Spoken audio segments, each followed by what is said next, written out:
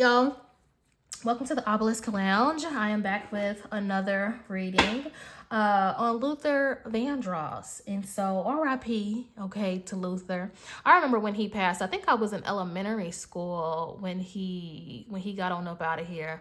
And wasn't Luther in that wheelchair? You know, his health declined fairly quickly, I feel like. You know, like he wasn't like himself, you know. Oh yeah, he had a stroke, right? Didn't he had a stroke, right?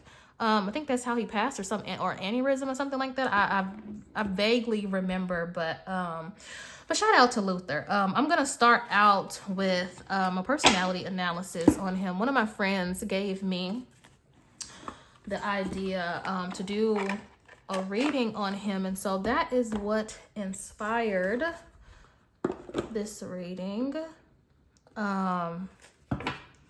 So I'm gonna go ahead and just get into a personality analysis on him. Like, I want to know, like, what was he like behind closed doors, you know? Like, what was he like what was his personality, what was his character like out of the spotlight and different things like that. I feel like he was very sensitive. Like, I feel like he was very like a very sensitive person. Like, in a good way, like not necessarily like in a bad way, but I do feel like his feelings and stuff like that got hurt often, and he was disappointed. I'm also feeling like he felt unfulfilled. I'm feeling it already. So let's see. Just give me a personality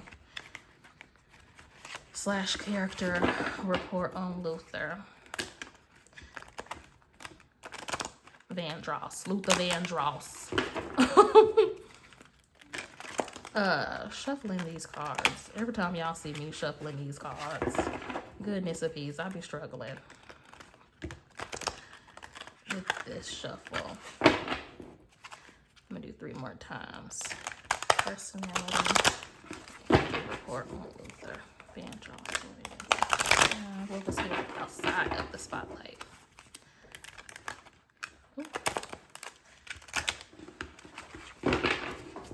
And last time.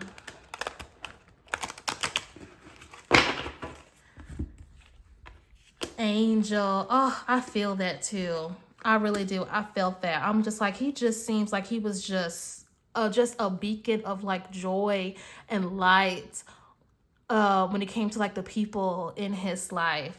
He has a very motherly energy about himself as well.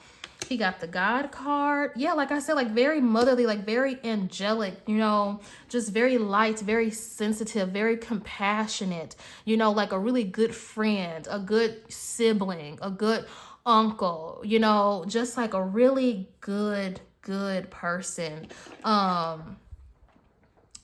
Like literally like almost like an angel on earth, you know, he was, as far as, you know, how he treated people. Not like an actual literal angel, but that was his perception. He also felt, you know, a little bit out of place on this planet. He never felt like earth was like really home to him. I feel like he grew up in the church. I don't know much about his history, but just based on, you know, me being in his energy, or the energy, you know, of his life as Luther Vandross, he always felt like there was more to life, you know, beyond like what he learned in the Bible and from his upbringing and different things like that. He felt out of place on this planet. He was an advocate. He would speak up, you know, for what was right and what was wrong. But he also felt like he had to temper, you know, that those things as well, to not sour his relationships or sour his public perception and things like that in the industry. I felt like he spoke up for himself a lot when it came to like his management, his PR, anybody, you know, that was running his career. Like, he would speak up a lot and advocate for himself, and also advocate for other people around him.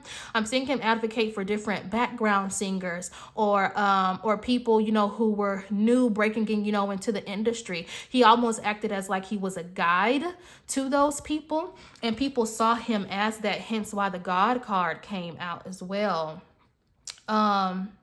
I don't see him being a very controlling person.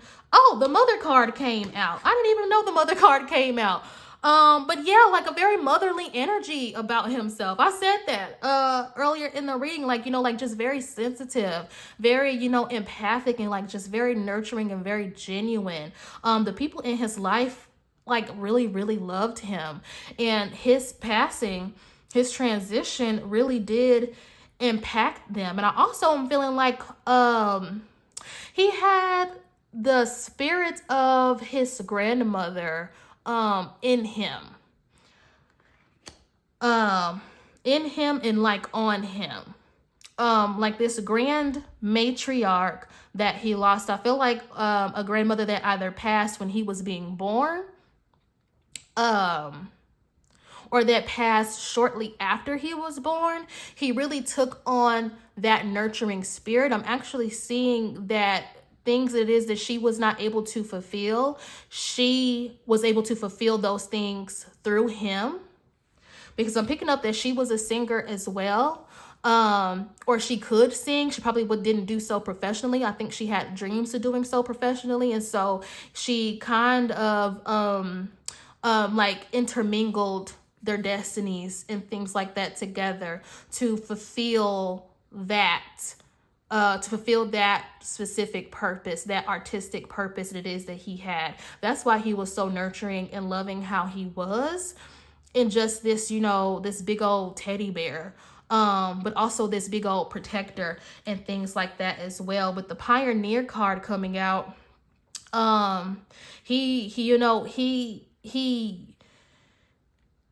wanted to just change some things. He wanted to let me get it together, what it is that I'm picking up on. Like he wanted to reinvent a new sound.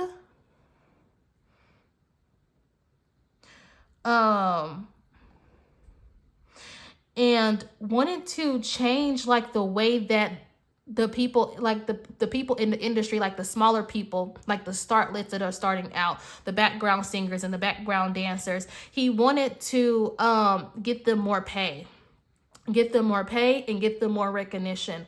I'm feeling like he was a really big advocate about that behind the scenes.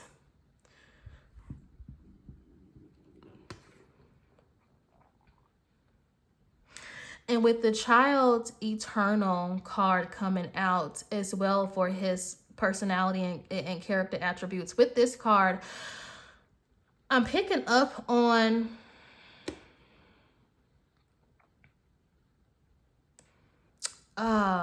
something in particular in regards to his upbringing. Let me get it together really quickly. I feel like he wasn't able to be a child or experience childhood how he wanted to. I feel like he had to grow up at a very young age. I'm seeing the age of 7 being a very transformative time for him, where he realized some things about his life, where he knew his responsibilities and his life was going to be very, very different. I feel like at 7, because he had visions I'm picking up on, and these would be like his visions like that he got from God directly.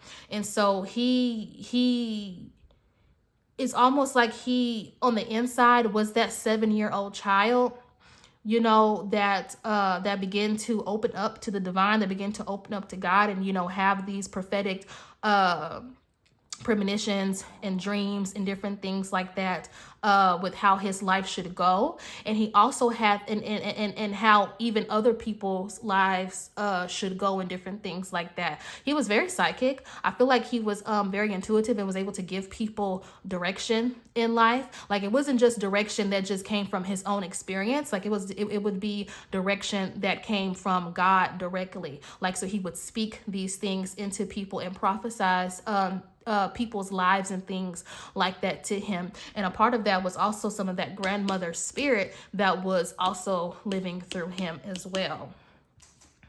That Child Eternal. And let me see, any other person, before I pull any other cards to describe his personality? Nope, that's it. That is it. Let me see what's on the bottom. The Midas, the Miser. Yeah, just going back, this this just reaffirms what I said previously about him getting those mystic messages and being from God and being able to share them with people. He was a seer. He was claircognizant, and he was a seer, and was able to just touch people and share just these random messages of what was going on in their life and give them the advice, for it and different things like that. He was very revered about that as well. So very beautiful energy. So let's go ahead and get into the rest of this reading. I know one of the things that people want to know is if Luther was as if he was gay. Honestly, I don't like that. Doesn't matter. You know what I'm saying? It's like, so what? Even if he was. So I'm not going to be necessarily asking that question directly. But I am going to be asking about how does he feel about Patti LaBelle on Andy Cohen's show. What, about 5-6 years ago? I don't know how long ago that was, but like basically, outing him. Like, I want to know how did he feel about that? So, but before I get into that, and this is what was going on with Luther's weight, like the issues and the yo-yo, the up and down, like of his weight. Like, what is going on with that? What was the result of that? Fine. And also, my intention is to be respectful as well with any celebrity reading that it is that I do. I always want to be respectful. I'm not going to, sugarcoat things, but I'm also going to be respectful. So what was going on like with his weight when he would be extreme up and down, up and down, up and down? 5, 4, 3. Go ahead and thumbs up if you have not already, okay? You can also thumbs down too, like that don't bother me, If you don't like it, you can thumbs down too, But let's see what was going on with his weight. 5.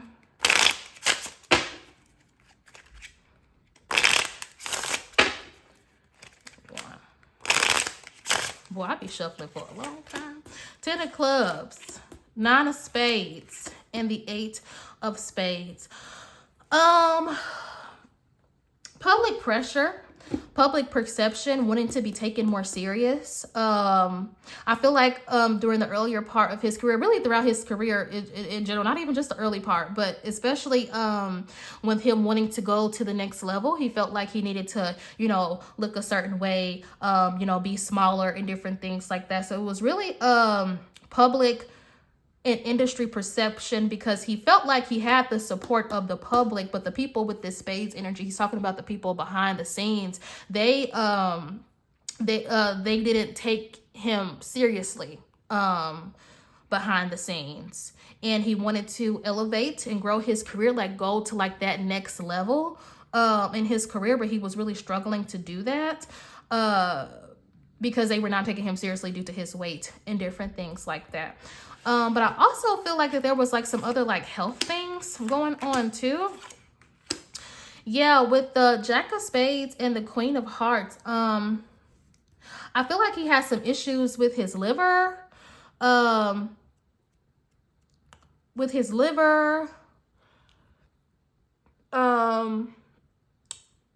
I picking up on the kidneys? Is this the kidneys? No. With his liver, and something about bile production or something. Like he had some issues in that area. I feel like he also probably had some heart issues as well, like a heart murmur or some type of heart condition that he was predisposed to via his lineage. I feel like whatever issues his great grandmother or this grandmother or the grandmother that lived through him, I feel like whatever conditions that she had, he also had those things as well. And like the same way that she passed, was like a similar is like similar to the way that he passed as well. And it was like some predisposed like liver issues I'm hearing, like with the adrenals all together, and some type of like heart murmur or something, or some other issue with the heart that was underlying that he did not know that he had. So it was because of the public perception, but there was also some other issues inside his body that he had that was wrong. And it's something like with his liver production, like something like his liver did not fully function the way that it needed to function. So it's not that it was like a fatty liver, it's like it was something missing, something in there that wasn't working right. The reason why, you know, he also was up and down in his weight and different things like that too in regards to his health. Yeah, let me see. I don't think there's anything else. Yeah, nothing else. That just confirmed what I said. And so how was he treated? Because I feel like now y'all old heads gonna have to tell me, okay? Because I wasn't born back then. So how? Because I feel like Luther is, not feel like, we all know that Luther is a legend in our community. So was he like, was this like, how big was he back then? Because you know how like Michael Jackson has always been big, but like, you know, like in like the 80s and like in the 90s, like was he big, or like was he like, or it's like some type of mid-tier or like underground? Like tell me in the comments, like did he have the star power and in different things like that he has posthumously, and that he had maybe like the late 90s or early 2000s or early 2000s? Like was it always like that? You know, because I'm like, how was he, like how did these executives or these other people treat him in the industry? Because I feel like he's always had public love, you know what I'm saying? How did the industry treat him?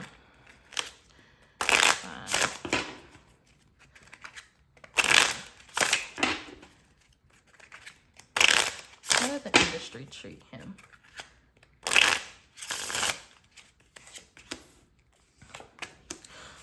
To shelve him, 3 of clubs, the 2 of diamonds, and the 7 of diamonds. They really didn't know what to do with him. And I feel like with the music that it is that he created, he wanted to create more upbeat, energized tunes and stuff like that, but they wanted him to kind of just stick with the ballads, and he wanted to expand outside of the ballads.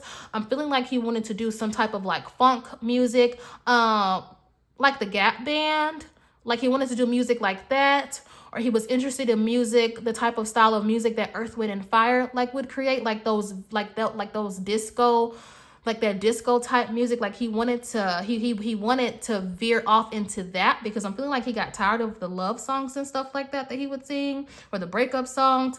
Like he wanted to expand his talent outside of that. And so the executives, they didn't want him to do that. They wanted him, because he, you know, because of how he looked, they wanted him to stay in, you know, in the lane that he was in.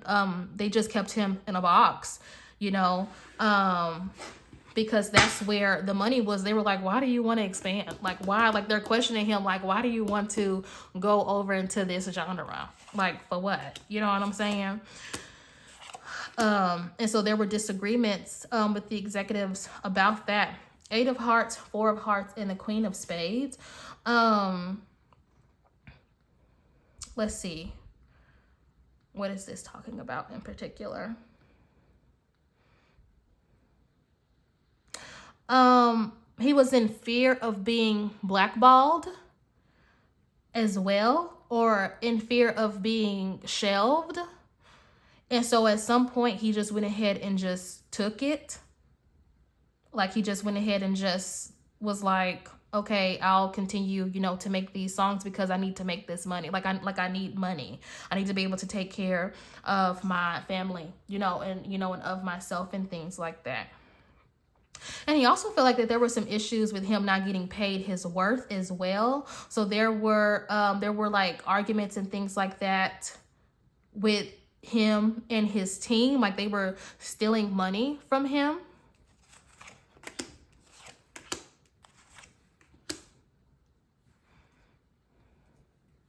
Yeah, they wanted to keep him contractually bound. I feel like he has some issues with getting out of the contract that it is that he signed. And not the first one, but I'm feeling like the second or third one that he signed. He had trouble getting out of that contract with his old label because he was wanting to go to a new label, but they had him bound. They weren't allowing him to do that.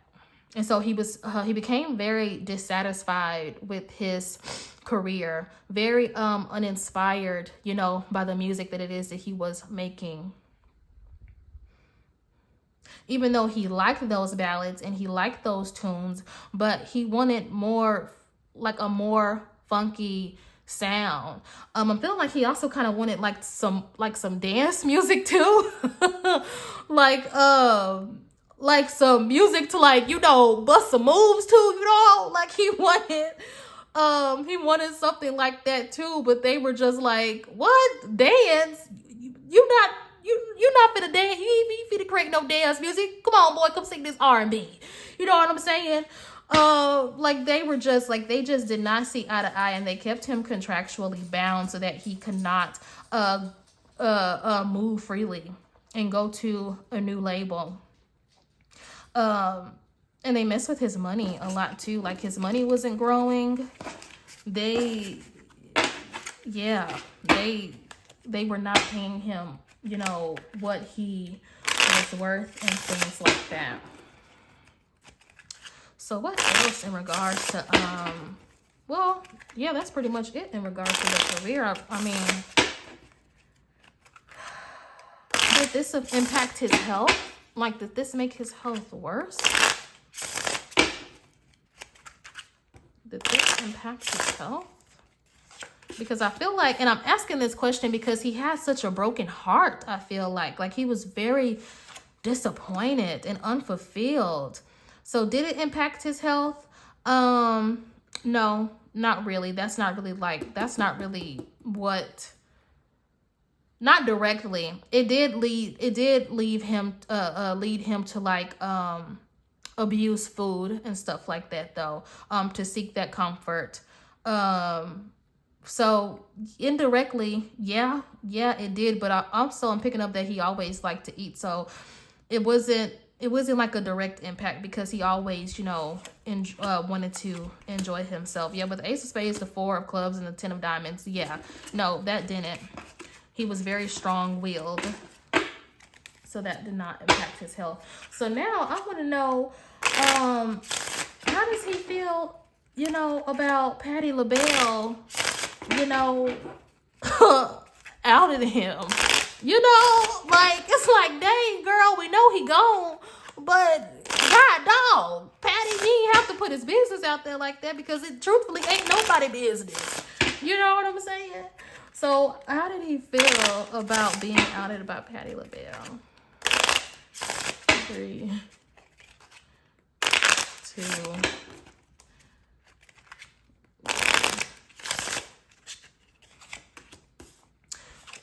Five of Spades, Five of Clubs, and the Five of Diamonds. He didn't necessarily like it. Especially like with that Five of Spades coming out, like he felt a little bit betrayed by her, even though, like, even in the spirit, even though when Patty said that, Luther had been gone for years. You know what I'm saying? But he really didn't like it. He felt a little bit betrayed because he does want to maintain a certain image, and he feels like, kind of like what I was saying before with this Five of Clubs, it is not important. Like, why is it even a question? Like, why do people care so much? Like, can they just enjoy my art, my voice, this instrument that I have? Like, why can't they just enjoy that, for what it is? You know what I'm saying? So even posthumously, he really did not like, that she did that. He felt betrayed. He felt backstabbed. But then at the same time, he also knows that she really didn't mean it, but he just feel like she talked too much. You know what I'm saying?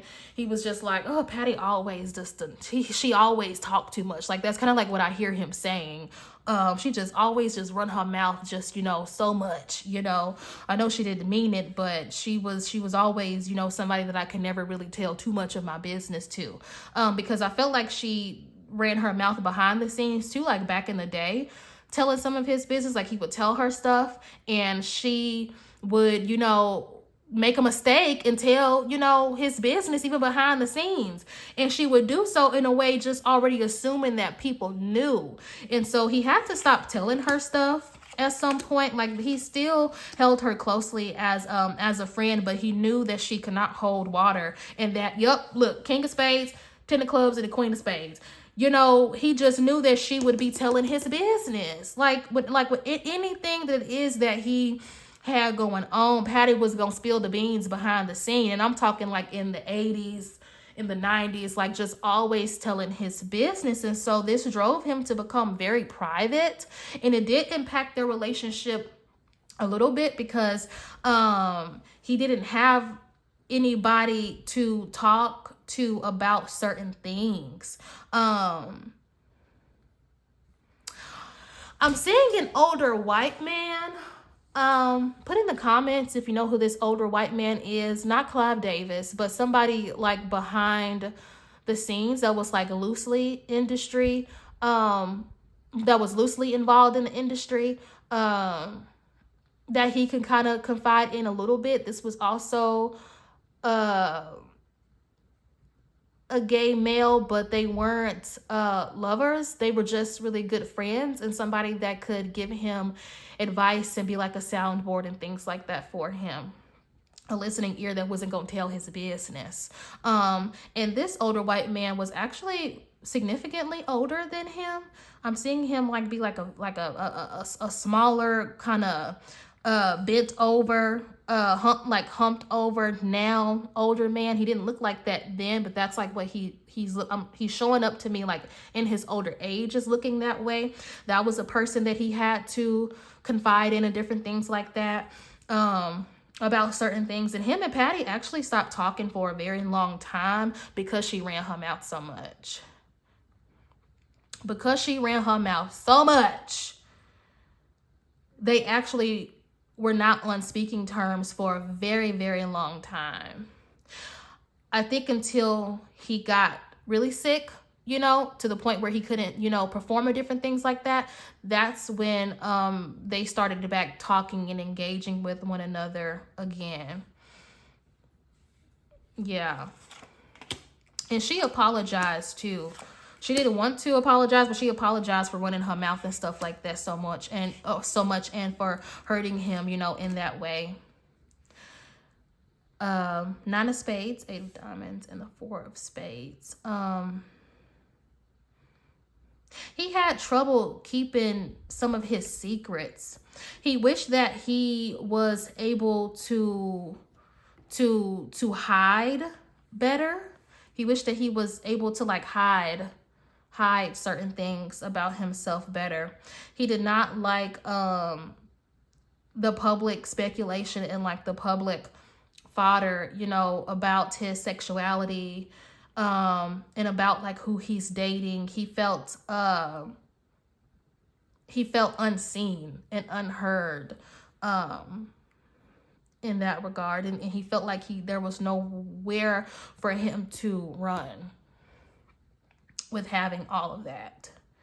And there was even at times that he wished that he was, you know, different, you know, so he would not have to worry about that public perception, you know, the public, and even like in his own family, like he wished that he did not have to worry about that. But there was some other motherly figure that he had in his life that accepted him for who he was, from a very young age, that he could always, you know, count on, rely on, that did not care, you know, who was in his bed or like just did not care, just loved and accepted him for who he was. So now I want to know, did Luther ever find, you know, lasting romantic love, you know, in this life? Like, did he ever find that?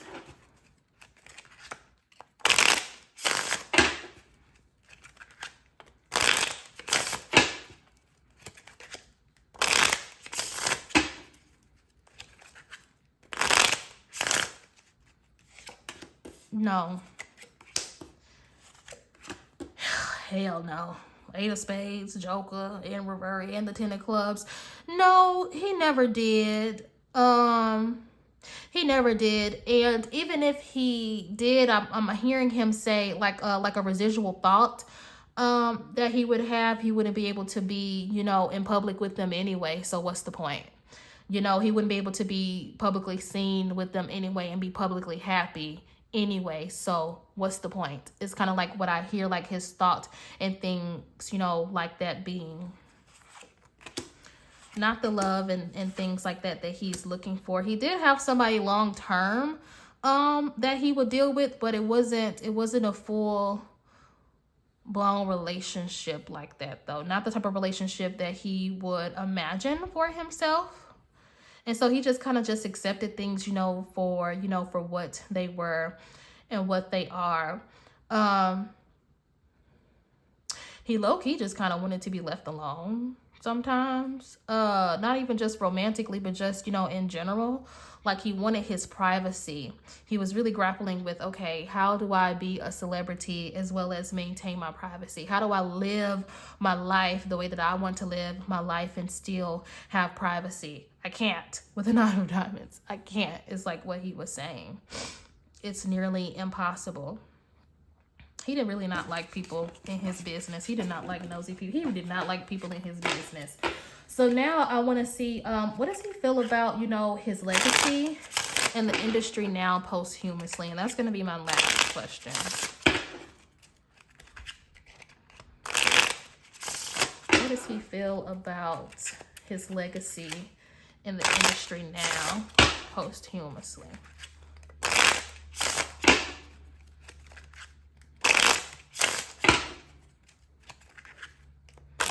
Like R&B music in general. Ace of Clubs, 6 of Clubs, and the 7 of Diamonds. He don't really feel no ways about it. I mean, obviously, I guess, you know, because he's gone, but, you know, because he's gone, but he really doesn't look at it poorly, and he doesn't, you know, look at it as just like this great development either. You know,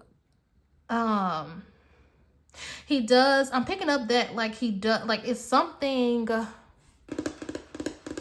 what is this? What is this feeling that it is that I'm feeling? Like, what is the word or the phrase for this feeling? Something about like the changes in it. Like he wants lesser known artists that are very, very talented to get their just due. That's what it is. That's the feeling that it is that I'm picking up on. He wants them to get their just due and to get their recognition and things like that. 2 of Spades, the 3 of Spades, and the 10 of Hearts. He is not interested in being a guide to help anyone write any music or to sing great songs. So anybody watching this video, don't reach out, because he's not interested in anything like in helping you in that regard. And not because, you know, he's sour or anything about it. Like he just wants to move on from this life and this, you know, and this incarnation for what it was. And he has moved on from this life and this incarnation and what it was. Because you know how like some artists, some activists, political figures, anybody, you know, that was revered amongst a group or a community of people, sometimes they don't mind, you know, people that are in that same field reaching out to them for help and support. But in Luther's case, he not interested. Okay. Yeah. Don't reach out to him if you, don't reach out to him if you need anything. He's not interested in helping, in that way.